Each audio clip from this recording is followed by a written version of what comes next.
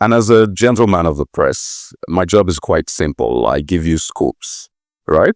I give you the news as it happens. So today, I'm going to be giving you one big scoop. It's a secret, actually, that I'm willing to share with you. And it's quite simple.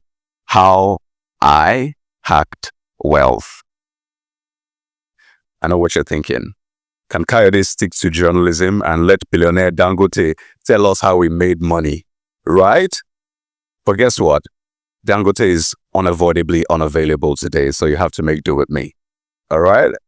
So, how I hacked wealth. As a news anchor and broadcast journalist, I have my senior colleague here, right?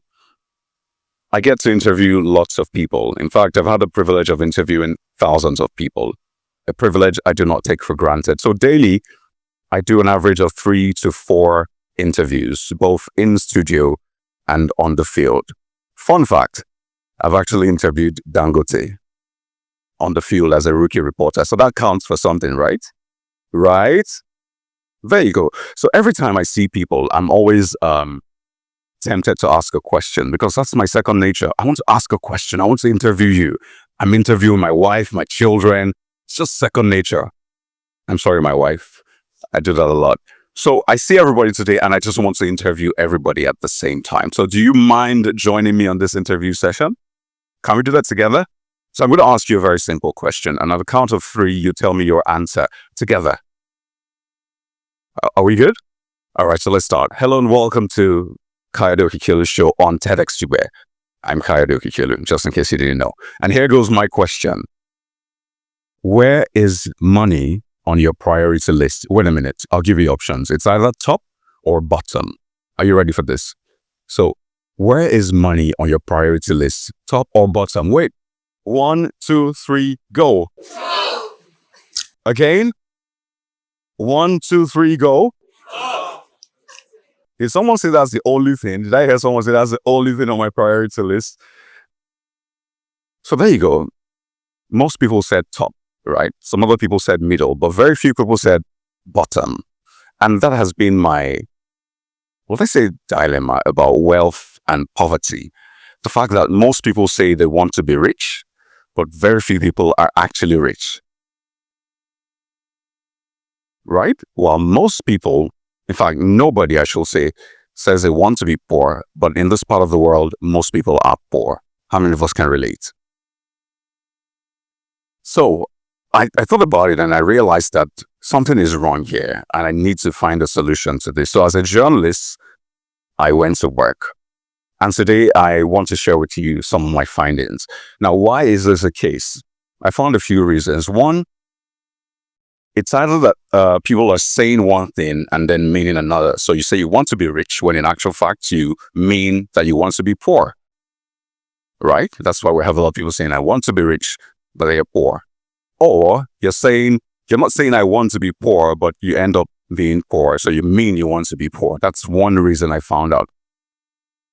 Another possibility is that maybe we're measuring wealth the wrong way, right? That's a very, very strong possibility. So imagine I want to measure my height and I stand on the scale. I see 70 and I think, wow, I'm really tall because I tried to convert that to meters. Or I want to measure my waist and I go to the ruler and I see 1 and I'm like, yeah, I'm underweight when it's actually meters. So that's a possibility as well, that people are measuring wealth the wrong way.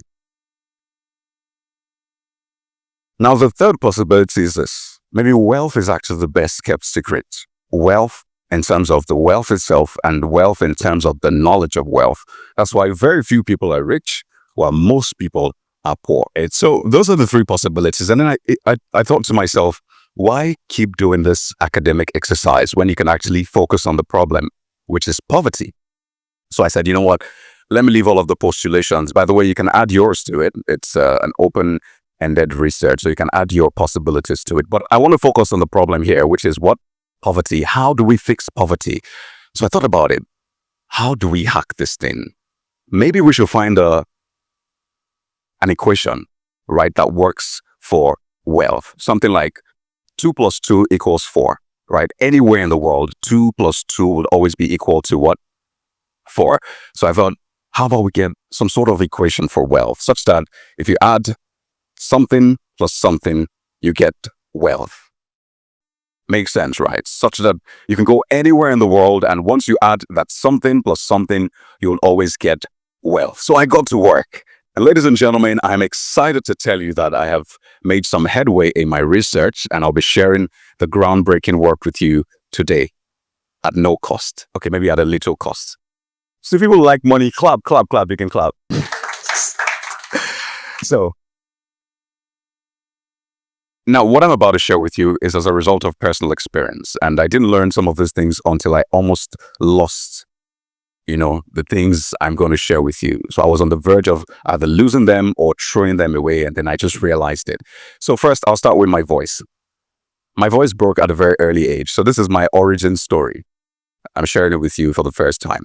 My voice broke at a very early age. I think I was 13. Now, you may not understand what I mean until you see what I looked like then. I look young now, but imagine me as a 13-year-old. You know what? Don't imagine. Look at me. You see me, right? I don't know who took this picture, but I hope we didn't pay the balance. So this was me as a 13-year-old thereabout.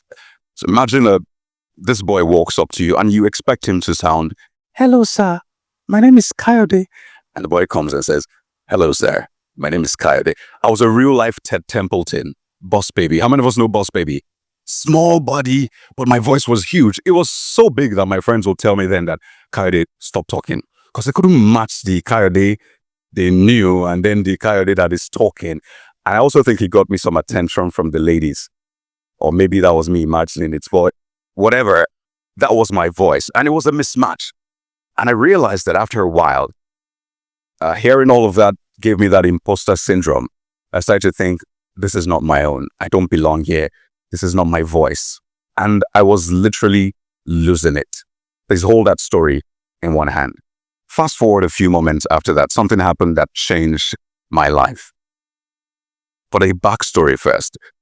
Now, the school I attended was meant to be a school for rich kids, right? So as a 9-year-old, before I got into school, I had imagined that students would be dropped with helicopters and limousines. Young people and their imaginations now. That was my imagination, right? So that's the school I attended. And on this fateful day, my friends and I were walking back from school to take public transport. By the way, my friends and I we belong to the association of people whose helicopters were out of service. That's why we're taking public transport. So we got into the public transport and, young people chatting about, I don't know if Ronaldo was a big deal then, maybe Lampard, Chelsea. We're talking about football and everything that didn't matter to our academic success, right? So we're chatting and then someone came into the bus. It was my mom. And at that moment, I froze. Another backstory here. Now, at that point, my mom was a civil servant, right? She was taking long commutes, right? Just to support the family. She was also taking loans to part pay my school fees. But the moment she came in, I froze. Why? The 13-year-old me was ashamed that my mom was not taking a helicopter or a limousine, where she was jumping buses with me. So I didn't say anything again in the bus. My friends were talking, interesting talk. I should have joined, but I didn't say nothing. My mom, as mothers are, saw me. She was sitting in the front row. I was sitting in the back seat, but she saw me. I don't think she saw me. She just had the mother sense, like, my son is here. And she knew I was there. So only two of us in the bus knew what was going on at that point, my mom and I. And my mom did something very interesting that day. She got down just before we got to the last bus stop. Why? She didn't want to make it awkward for me. So she came down earlier so that I wouldn't have any sticky situation bumping into her and forcing myself to greet her. So she came down and I came down eventually at the last bus stop. And we got home later that day and my mom asked me very randomly, it was just a simple question. "Did you see me?" I can't remember what I said, but obviously it didn't make sense. I just rumbled and rambled and she smiled and I left. But I know she cried that day. My mom cried that day.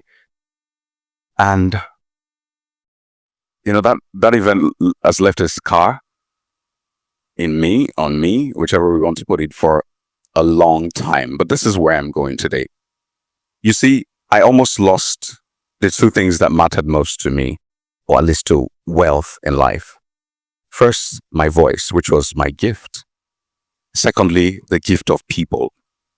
My mom would go any length for me. She'll do anything for me at that point. Still will do anything for me right now. But I was on the verge of losing her because I thought she didn't measure up, or at least we didn't measure up to what I thought in my mind. By the way, none of those students had helicopters or limousines. All of us were like same, right? And it just hit me that those are the two most important things that I've used to get wealth so far in life. My gift, it seemed very little, very simple, just a voice, right? Everybody talks. So one, my gift, and the gift of people. What am I telling you today? If you want to get wealth, those two things must be in your equation. Your personal gift, no matter how little, how insignificant, and the people in your life. It may be one person in your corner, but as far as you have one person that will do anything and everything for you, that person that will support you, encourage you, borrow you money, borrow you their phone to use CapCut, borrow you their airtime, give you money, those are the kind of people you should keep in your corner, because that is what will add up to your wealth eventually.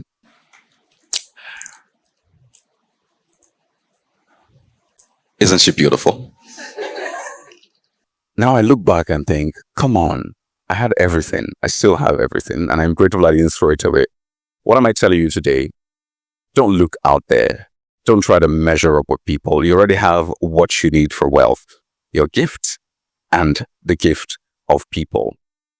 So I want you to leave here today knowing that Kayode has shared a little part of his ongoing research with you, because it is that same gift and the gift of people. Those two things have brought me here today. Now, why am I sharing this with you again? Over 20 years ago when this happened, I promised myself that everywhere I'm celebrated, everywhere I go, I'm going to give my mom her flowers. But this is very interesting and very amazing, because it was in this same Dugbe that my mom and I actually took that bus. Yeah. So 20 plus years after, I am back in Dugbe.